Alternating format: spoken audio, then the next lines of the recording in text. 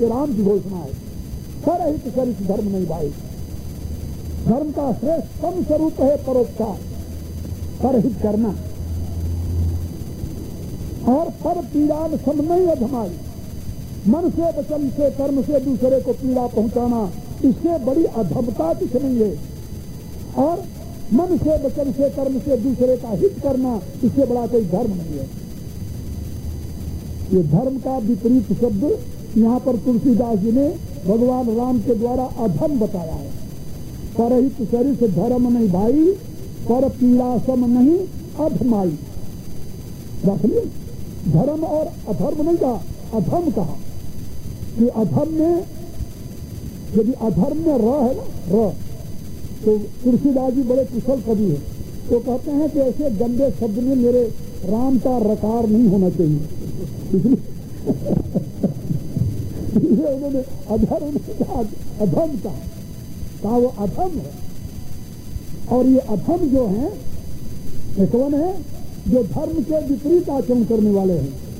और आजकल के अपने राजनेताओं को आप क्या कहोगे, जो रोज धर्म निरपेक्षता के गीत गाते रहते हैं। हाँ, क्या कहेंगे आप उनको?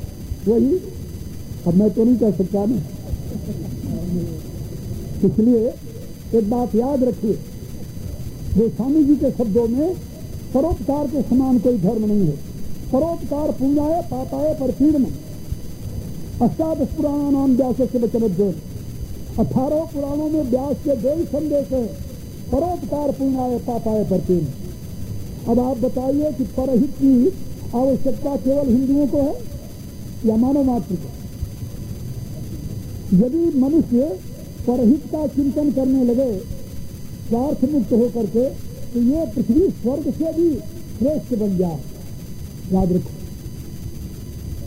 सनातन धर्म आपको वो दिशा प्रदान करता है जिससे आप इस पृथ्वी पर रहते हुए स्वर्ग से भी श्रेष्ठ सुखों का आस्वादन कर सकते हैं। हमारे यहाँ बहुत से ऐसे महापुरुष हुए हैं जिन्होंने विचार दिया है क्या स्वर्ग से अधिक सुख पृथ्वी पर मिल सकता है? उन्होंने कहा हाँ। क्या मरने के बाद ही स्वर्ग मिलेगा कि जीते जी स्वर्ग मिल सकता है? उन्होंने कहा नहीं, जीते जी स्वर्ग मिल सकता है। कहा कैसे? कायस्य पुत्रा वशीभूता भार्या छंदानुगामिनी, जिसकी संतान आज्ञाकारी। अब आप सोचिए, अब आप लोग स्वयं सोचिए कि आपकी संतानें आज्ञाकारी हैं कि नहीं। और भार्या छंदानुगामिनी, और स्त्री आपके विचारों का अनुगमन करने वाली है, जो आप करते हैं उसमें समर्थन करने वाली है। यानी पुत्र का पक्ष लेकर के आपके सामने समस्या खड़ा करने वाली ना हो। हाँ देखिए, रामायण में 2 स्त्रियां हैं, एक कौशल्या और दूसरा कैकेयी, और क पर दोनों का नाम है, कौशल्या भी कैकेयी भी, तो आप जानते हैं। और दोनों का नाम 3 अक्षर का है, कौशल्या कैकेयी। अब ये जो गणना बैठाने वाले हैं ज्योतिष के हिसाब से विवाह के समय, वो तो एक ही परिणाम देंगे ना, लेकिन मामला कुछ उल्टा है। कैकेयी कहती है कि मेरे पुत्र को राज दो। महाराज दशरथ कहते हैं कि राम के बिना मैं जीवित नहीं रह सकता। कैकेयी कहती है कि यदि आपको मरना हो तो भी मर जाओ, लेकिन मेरा पुत्र राज जरूर गद्दी पाए, राम को बन जरूर जाना चाहिए। हो प्रात मुनि देश धरी जौन राम बन जाही, मोर मरण राउर अज समृत समुझिए मन माही। राजा उसके पांव पकड़ करके दहिपद विनय कीन बैठारी, तुलसीदास लिखते हैं और प्रार्थना करते हैं कि जब दिन कर कुल हो कुठारी, तुम सूर्य कुल को नष्ट करने में कुठारी का काम मत करो। लेकिन उसने कुछ नहीं सुना, एक ही बात कहा,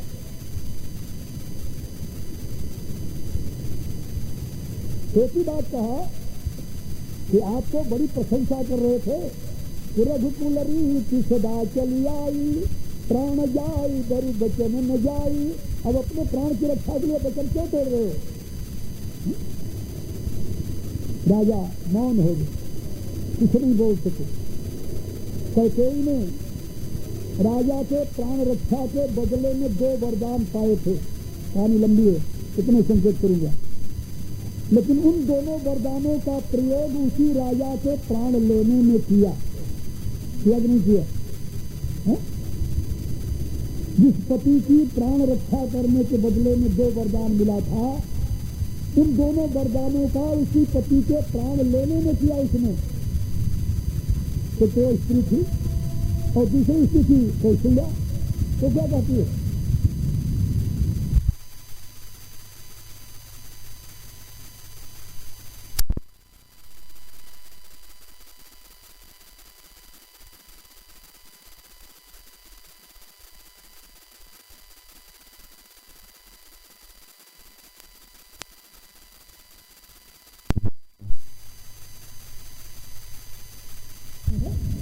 राजा के पास 2 प्रकार की संपत्ति है, शहर और जंगल।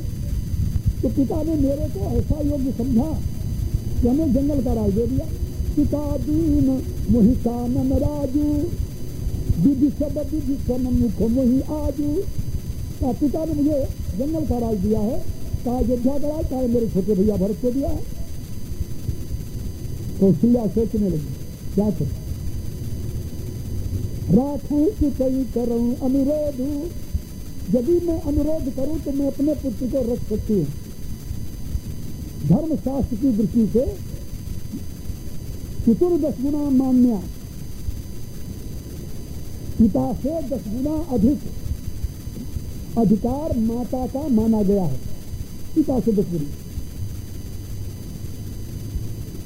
पुत्र के ऊपर पिता से 10 गुना अधिकार माता का होता है। और मातुर 10 गुना मान्या विमाता धर्म भीरुण, और माता से भी अधिक 10 गुना अधिकार विमाता का होता है। तो सोचती है कि यदि मैं अनुरोध करूं तो मैं रख सकती हूं, क्योंकि पिता का 1 ओट है और हमारा 10 होगा। लेकिन कैकेयी का तो हमारे से 10 गुना अधिक है, 100 होगा। लेकिन हमारे साथ सुमित्रा तो है। यदि सुमित्रा हमारा समर्थन कर दे, और करेगी सुमित्रा समर्थन, परिणाम क्या होगा कि राजा और कैकेयी की मिलकर के 110 वोट होंगे, और हमारा और सुमित्रा का मिलकर के, राजा और कैकेयी की मिलकर के 101 वोट होगा, और हमारा और सुमित्रा का मिलकर 110 वोट होगा। यदि मैं धर्मशास्त्र की दृष्टि से प्रतिज्ञा करूं तो पुत्र को रख सकती हूं, लेकिन परिणाम क्या होगा कि पिता के पति के खिलाफ पुत्र का समर्थन करना ये तो अधर्म है। राखूं कि कहीं करूं अनुरोध, लेकिन धर्म जाई और बंधु विरोध, और भाई भाई में संघर्ष खड़ा हो जाएगा। इसलिए कौशल्या ने कहा, जाऊ सुखे न बने बलि जाऊ। हे मेरे लाल, तुम सुख पूर्वक वन को चले जाओ। जो सुख कहूं संग मोहिले, कि तुम रह गए हो संदेह। यदि मैं कहती है पुत्र मुझे भी साथ ले जाओ, तो तुम्हारे हृदय में संदेह होगा कि माँ अपने धर्म से चित हो रही है। लेकिन मैं धर्म से चित होने वाली नारी नहीं हूं। मैं जानती हूं कि बहुरी समुझी प्रिय धर्म सयानी, भरत राम देशित समझानी। मैं स्त्री धर्म को जानती हूँ, और मैं जानती हूँ कि मेरे लिए जैसे राम है वैसे भरत है। इसलिए तुम वन को जाओ। तो माँ वह है जो वन को भेज देती है। अब उसको क्या कहेंगे आप? उसको कहेंगे गुणखानी, ठीक है। यहाँ पर कौशल्या के दिमाग में परहित पहले है, स्वहित नहीं है, स्वार्थ नहीं है, परमार्थ है। और यही कारण है कि आप भारत में घूमिए, आपको हजारों नहीं लाखों लड़कियां मिलेंगी जिसका नाम कौशल्या होगा। और पूरे भारत में हिंदू समाज में घूमिए, कोई व्यक्ति अपने लड़की का नाम कैकेयी नहीं रखा है। जो बोले इतने लाख वर्ष बीत गए हैं, किसी लड़की का नाम कैकेयी। इसलिए मैं आप लोगों को बता रहा था कि परहित सरित धर्म नहीं भाई। ये परोपकार, परहित की भावना, इससे बड़ा और दुनिया में कोई धर्म नहीं है। ये राम अपनी प्रजा को समझा रहे हैं और राम ने यह जीवन जिया है। हम आपको उपदेश दें त्याग का और हम रमे रहें राज में, तो आप मेरी बात मानोगे क्या? नहीं मानोगे, क्योंकि हमारे कहने का कोई अर्थ नहीं होगा। हम आपको त्याग का उपदेश दें और हम राज में रमे रहें, तो हमारे कहने का क्या प्रभाव होगा? हम आपको परहित की शिक्षा दें और अपने स्वार्थ में लगे रहें, इसका परिणाम क्या हो? कुछ नहीं हो। आजकल जो धर्म का इतना प्रचार हो रहा है, कहीं कहीं तो आप देखेंगे 50,000 लाख आदमी इकट्ठा होकर सुनते हैं, लेकिन बाद में कोई असर नहीं होता, परिणाम नहीं निकलता। तो क्यों नहीं निकलता? इसलिए कि वक्ता आया, यहाँ तो लोगों को आश्चर्य होता है। कहीं मेरा प्रोग्राम होता है और लोगों की जब शिक्षित लोगों की भीड़ लोग देखते हैं तो आश्चर्य करते हैं कि यहाँ तो न कोई गाना हो रहा है, न बजाना हो रहा है, न कस्बा बज रहा है, न कोई धूम धड़ाता है। एक आदमी आता है आधा वस्त्र पहनकर शरीर पर स्टेज पर बैठ कर व्याख्यान देता है, हजारों लोग उसकी बात सुन रहे हैं, तो कौन सी विशेषता है? और जहाँ पर थोड़ा काम धाम जिसे कहते देखने रहे आजकल जो कुछ हो रहा है, वहाँ लोग भीड़ इकट्ठा हो जाती है देखने के लिए और घंटों उसी में घूमती रहती है पागल होकर। ये जो आजकल चल रहा है, इसका परिणाम क्या होता है? जब वो चला जाता है बच्चा, तो लोग बताते हैं कि इतना लाख लेकर गया है, इतना लाख ले गया भैया। फिर लोग सोचते हैं कि फिर हमें क्या उपदेश देगा? तो जो जहाँ पर है वही रह जाता है। और कुछ तो ये सोचते हैं कि हमने पाप की जो कमाई की है तो उसका कुछ हिस्सा उधर चला जाए। तो जैसे मकान बनाते हैं तो उसमें परनाला निकालते हैं, जब बारिश हो तो पानी बाहर चला जाए, तो ऐसे ही लोग आज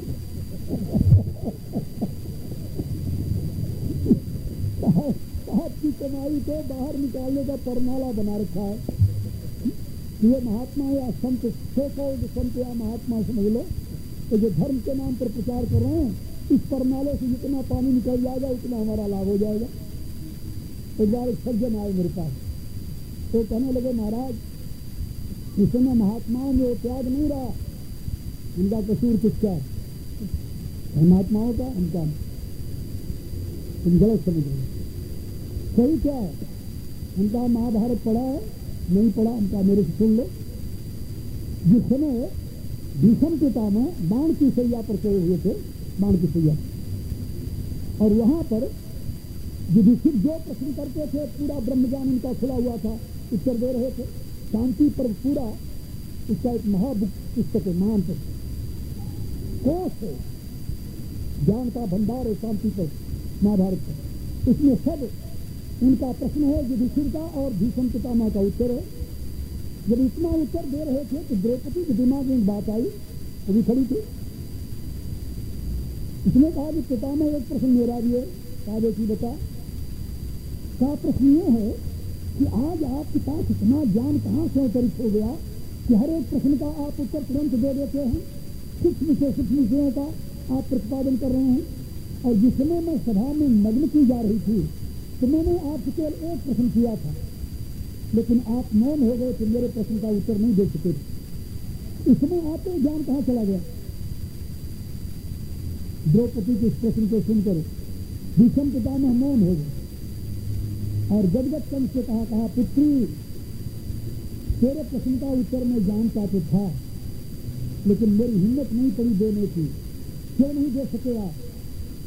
तो कहते हैं कि मैं दुर्योधन का अन्न खा रहा था, इसलिए मेरी बुद्धि दूषित हो गई थी और जानते हुए मैं उत्तर नहीं दे सका।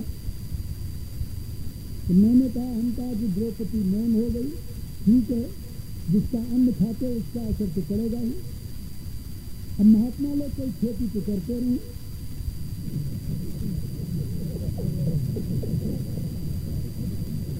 अरे जैसा उन्हें अन्न खिलाओगे देवता वैसे तो उनकी बुद्धि होगी। तो आप लोग यदि उनको दूषित अन्न खिलाओगे, यदि भीष्म पितामह ऐसे जो अखंड ब्रह्मचारी और महान तपस्वी और भगवान कृष्ण के अनन्य भक्त, जिसके मरते समय भगवान कृष्ण स्वयं सामने खड़े हो गए,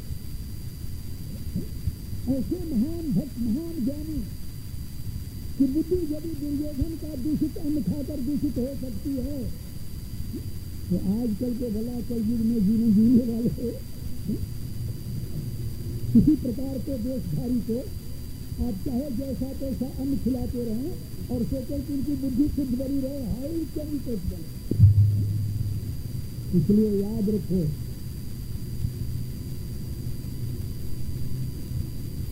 इन दोनों तरफ से आप कहेंगे तो आप हमें ही दबा रहे, नहीं, ये दोनों तरफ से डेमोक्रेसी दुनिया में आज दिन तक 2 प्रकार की संस्थाएं काम करती रही, और ये प्रारंभ हुआ भारत से। विदेशी विद्वान भी इसे स्वीकार करते हैं कि सामाजिक संरचना का मूल स्रोत भारत है। तो भारत में 2 संस्थाएं काम करना प्रारंभ किया, एक धर्म संस्था थी, दूसरी राज संस्था। धर्म संस्था विधायिका कही जाती थी, और राज संस्था जो थी तो उसकी व्यवस्था करती थी, व्यवस्थापिका कही जाती थी। आज तो विधायिका, व्यवस्थापिका सब कुछ हो गया, न्यायपालिका, कार्यपालिका, विधायिका तीनों अब राजनीति में पहुंच गई। अन्यथा विधायिका राजनीति से अलग होती थी, और दंड नीति के अधिकार में केवल न्यायपालिका और कार्यपालिका काम करती थी। विधायिका में सारे ऋषि लोग होते थे जो समाज के लिए विधान बनाते थे, और कार्यपालिका और न्यायपालिका में राजा होता था जो उन विधानों को लागू करता था। आज दुनिया उलट गई है। तो धर्म संस्था और राज संस्था, इन दोनों संस्थाओं में जो लोग काम करते थे उनके लिए अनिवार्य था कि समाज के कल्याण को दृष्टि में रखकर कार्य करें। आज भी धर्म संस्था है, आज भी राज संस्था है। राज संस्था में जो लोग काम कर रहे हैं उनको भी समाज की चिंता नहीं है, तो आप जानते हो। और धर्म संस्था में जो काम कर रहे हैं आज, उनको भी राष्ट्र की चिंता नहीं, समाज की चिंता नहीं। क्यों नहीं है इस विषय में समय बहुत हो गया, कल बताऊंगा आप लोगों को। इसमें कारण बन गया है, लेकिन मैं आप लोगों से बता रहा था कि परोपकार के समान धर्म नहीं है। राम अपनी प्रजा को समझा रहे हैं, ये राजा उपदेश दे रहा प्रजा को, क्योंकि राजा स्वयं परोपकारी है। राम लंका पर विजय प्राप्त करते हैं, लेकिन वहां की संपत्ति उठाकर यहां नहीं लाते, जैसे अंग्रेज सारी संपत्ति यहां से उठाकर ले गए भारत। नहीं, ऐसा नहीं किया उन्होंने। लक्ष्मण ने बल्कि कहा कि भगवान 14 वर्ष हो गए हम लोगों को वन में आए, और 12 वर्ष के बाद अधिकार समाप्त हो जाता है। अब भरत को आपने राज्य की संभाल करने के लिए अधिकार दिया है। हो सकता है भरत का मन राज में रम गया हो, और हमारे जाने पर राज को छोड़ देंगे, लेकिन हो सकता है उनके मन को कष्ट हो। कहा फिर तुम क्या कहना चाहते हो? राम पूछते हैं। कहा अपन लंका में ही क्यों न रह जाए। जैसे हमारे यहाँ के नौजवान यहाँ गरीब लोगों की कमाई से शिक्षा प्राप्त करते हैं, तो सोचते उनका बाप उनको शिक्षा दिला रहा है फीस दे करके। तो उससे पूछा हमका कि तुम्हारे बाप ने यूनिवर्सिटी बनाई थी, कॉलेज बनाए थे, स्कूल बनाए थे? बोले नहीं, उसमें फीस भी थी ना, लेकिन तुम्हारी पढ़ाई में देश के पूरे व्यक्ति का सहयोग रहा है, और तुम इंजीनियर बनकर के यहाँ चले आए एडवांस स्टडी के नाम पर अमेरिका में, और तुम यहाँ बस गए अमेरिका में। फिर कहे भारत में जाएंगे तो रुपयों में तनख्वाह मिलेगी, यहाँ डॉलर भी मिलती है, तो डॉलर तुम्हें ठीक करके यहाँ बांध दिया है। कितने कृतज्ञ हो तुम अपने देश के प्रति। लक्ष्मण ने सोचा कि विजय तो हमने किया है, इसलिए राज्य पर हमारा अधिकार है, और यदि हम लंका में रह जाते हैं तो यहाँ का सारा वैभव हमारे अधीन होगा। तो ये अयोध्या में मेरा भाई राज्य करे, हम राज्य करें, क्या अंतर पड़ता है। लेकिन राम इस सिद्धांत को मानने वाले नहीं हैं। राम क्या कहते हैं? यद्यपि शरणमयी लंका मने लक्ष्मण रोचते जननी जन्मभूमि इसके स्वर्गागति होती। तो कहते हैं हे लक्ष्मण, यद्यपि यह लंका शरणमयी है लेकिन मुझे प्रिय नहीं है। कहा जननी जन्मभूमि से स्वर्गागति होती। जननी और जन्मभूमि जो स्वर्ग से भी महान है, इसलिए मैं तो अपनी जन्मभूमि में जाऊंगा। और इसके लिए राम ने घोषणा की कि अति प्रिय मोही यहाँ के वासी, मन धाम पूरी सुखरासी। यहाँ के निवासी मुझे अत्यंत प्रिय है। मैं अपने प्रियजनों को छोड़ करके केवल धन के प्रलोभन में विदेश में बैठा रहे, हमें कौन समझदार करेगा। और लंका का राज किसे देते? रावण के छोटे भाई। किष्किंधा पर विजय प्राप्त करते हैं तो बाली के छोटे भाई को राजा बना देते हैं। आप राजा नहीं बनते। इसलिए राम का सिद्धांत परोपकार का है, परहित का है।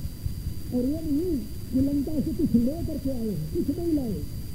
रावण के मृत्यु के पश्चात रामायण में तुलसीदास लिखते हैं कि पूरा पुस्तक विमान भर करके विभीषण ने हीरे जवाहरात सोना ये सब ला करके अमूल्य वस्त्राभूषण ला करके दिया भगवान राम के सामने कि आप इसे ले जाइए और अपने सैनिकों में बांट दीजिए। भगवान राम ने सोचा कि यहाँ से ले जाकर अयोध्या में बांटेंगे तो इसका कुछ चलता अयोध्या में पहुंच जाएगा। उन्होंने कहा कि नहीं, ऐसा नहीं है, तुम ऐसा करो। भगवान राम ने कहा ये मेरे मित्र विभीषण गगन जाई बर सौकत भूषण का इतने सैनिकों को हम कैसे बांटेंगे? और यदि एक को देते हैं दूसरे को नहीं देते तो वहाँ भेद पैदा हो जाएगा। तो फिर क्या करें?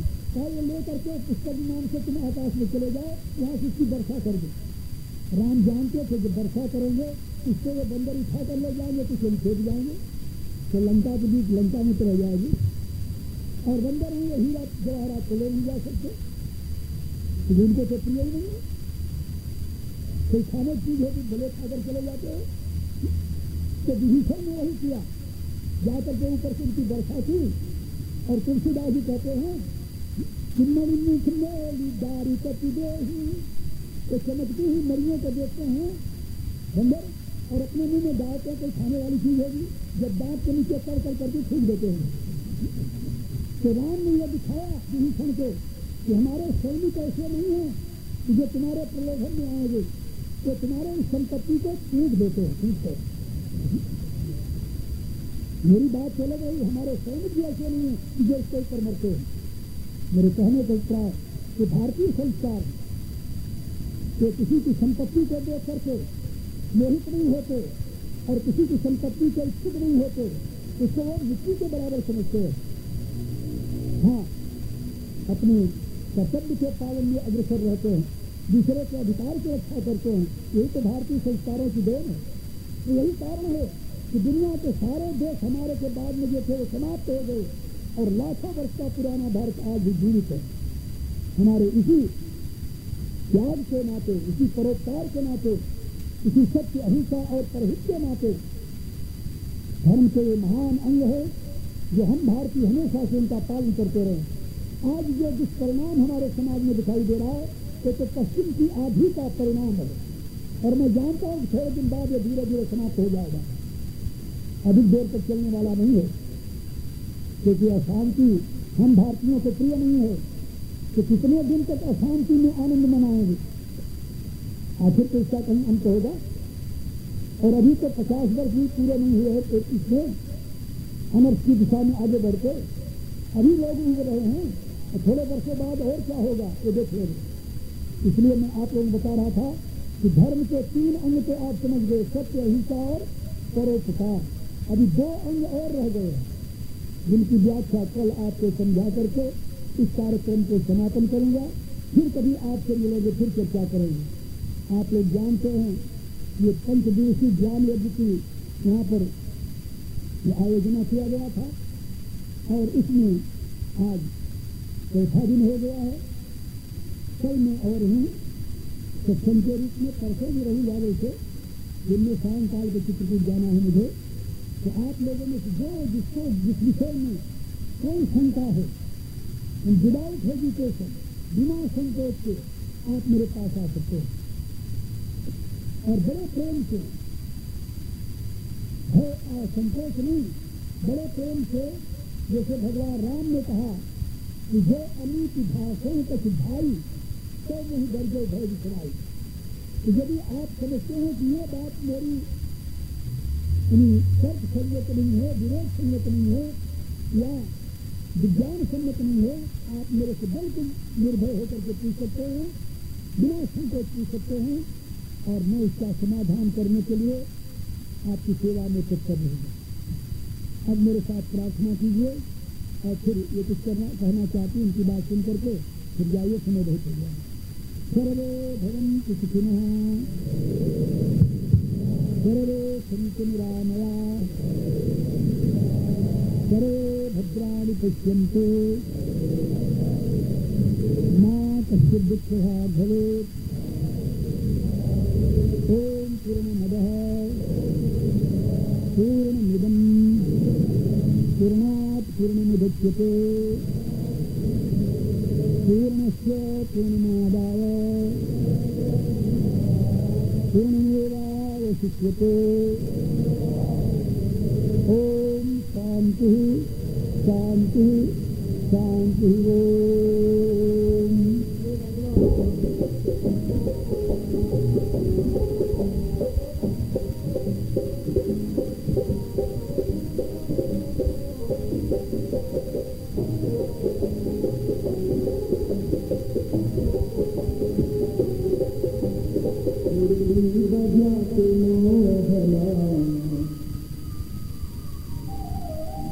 मुरली बजा के मोहना, क्यों कर लिया किनारा, मुरली बजा के मोहना, क्यों कर लिया किनारा, अपनों तुम्हारे कैसा व्यवहार है तुम्हारा, अपनों तुम्हारे कैसा व्यवहार है तुम्हारा, मुरली बजा के मोहना, क्यों कर लिया किनारा, क्यों कर लिया किनारा, क्यों कर लिया किनारा, क्यों कर लिया किनारा, क्यों कर लिया किनारा, मुरली बजा के मोहना, क्यों कर लिया